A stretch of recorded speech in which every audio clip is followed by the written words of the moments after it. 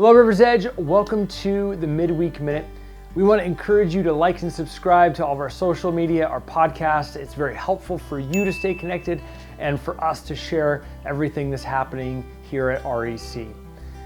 You know, we've got a lot going on, but the first thing we want to talk about is this Sunday is something called a starting point.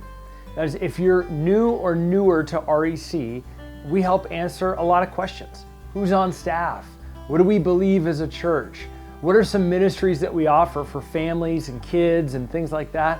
What do we believe? How do we go deeper into some of our core beliefs and our core values? And so we want to unpack that with you. It really only takes about 25-30 minutes. We've got donuts for you and your family, so we want to encourage you to join us if you're new or newer, or if you've been a part of REC but you're bringing a friend. You're always free to bring that friend into Starting Point with you. So we want to encourage you to join us this Sunday right after church for Starting Point.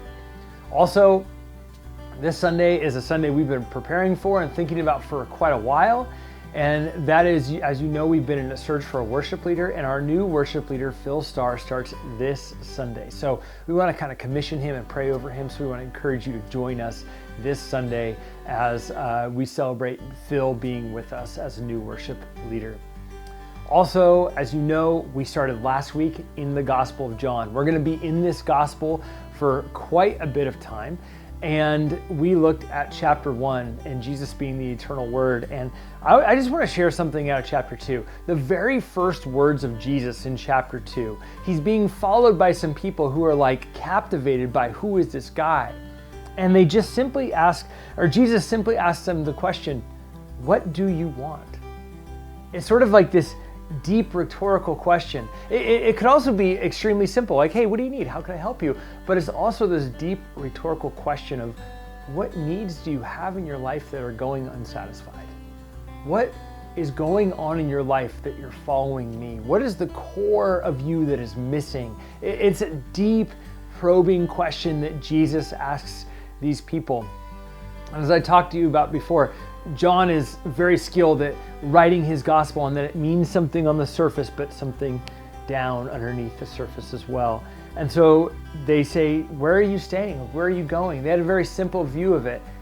And Jesus responded, come and you will see.